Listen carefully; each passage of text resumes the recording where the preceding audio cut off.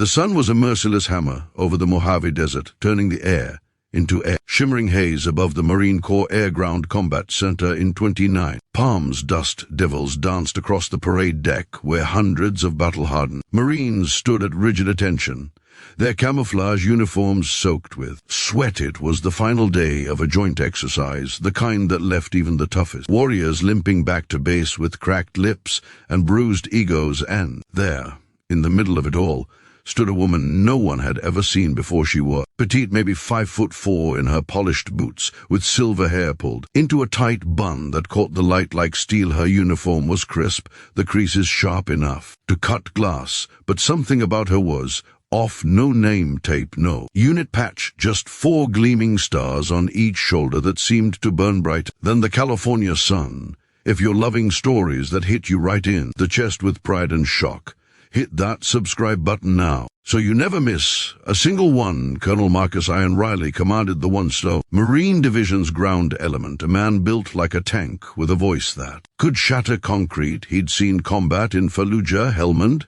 and places the Pentagon didn't put on maps. His men worshipped him, his enemies feared him. Right now he was pissed. The exercise had run long. The Army liaison had screwed up the air support, and some civilian observer this woman had been trailing his command post all week, scribbling notes and asking questions that made his staff sergeant squirm. He'd had enough. As the formation broke and Marines began filing toward the chow hall, Riley strode across the deck, his boots kicking up red dust with every step. The mystery woman stood alone near the flagpole, reviewing a tablet with the calm of someone ordering coffee. Ma'am, Riley barked, stopping a few feet away, his shadow falling over her like a storm cloud. You've been hovering around my ops tent for 3 days. I don't recognize your credential badge, and I sure as hell don't see a rank I can salute. So let's cut the mystery. Who are you and what's your rank? The Marines nearby froze mid-step, sensing blood in the water. A few smirked. This was about to be good.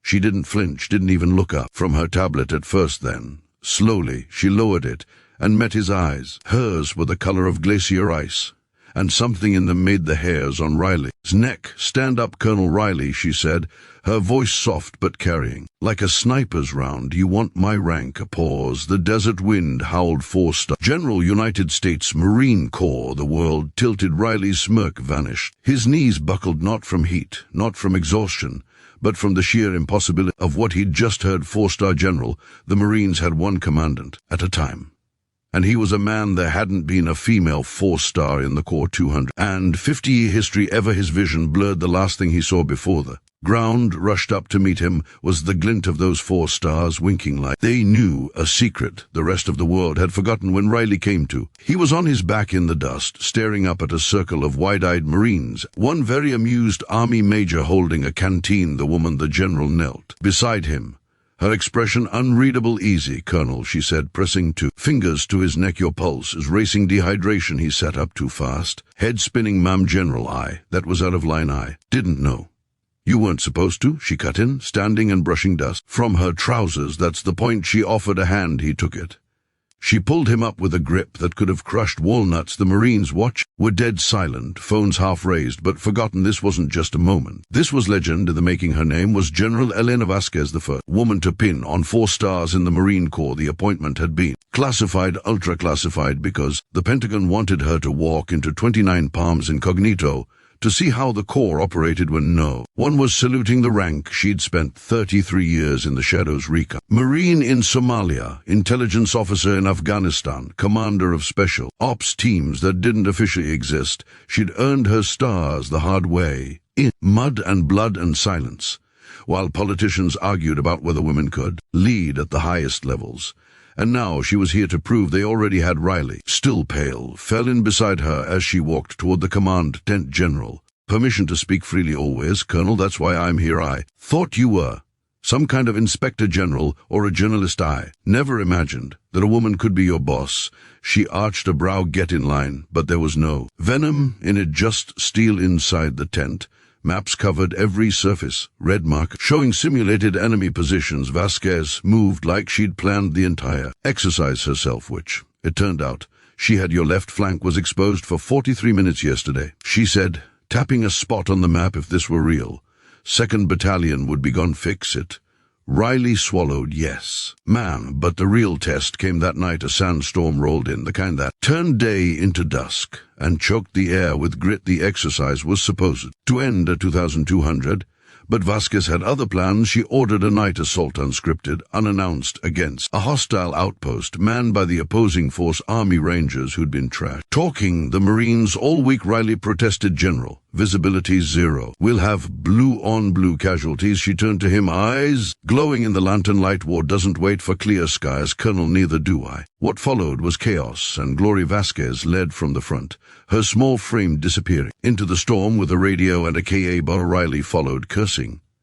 under his breath as Marine charged through 60-mile-an-hour winds. They took the outpost in 19 minutes. 0 friendly casualties. The Rangers surrendered with their hands up, one of them muttering, "Who the hell is she?" Back at bay, the storm died as quickly as it came. Dawn broke over a silent camp. Vasquez stood on a Humvee, addressing the entire division. No microphone, just her voice, cutting through the morning chill. "You fought like Marines tonight, not because I outrank you, because you are the standard. Remember that." Then quiet. "And Colonel Riley, next time you ask a woman her rank, maybe don't assume she's lost." The laughter that followed was nervous at first, then thunderous. Riley, standing front and center, saluted with a grin that said he'd never live this down and didn't want to. Weeks later, the story leaked. A grainy video of Riley hitting the deck went viral on military forums, then X, then national news. Marine colonel faints when mystery woman reveals she's a 4-star, screamed the headlines.